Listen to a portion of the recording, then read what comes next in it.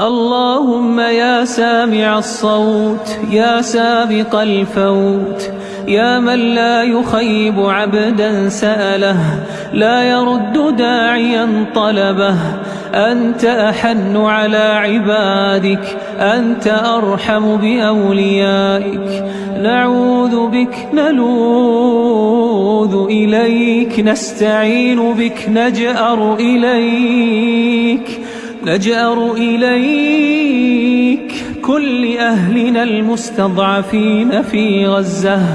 كل أهلنا المستضعفين في غزة اللهم ارحم أنينهم اللهم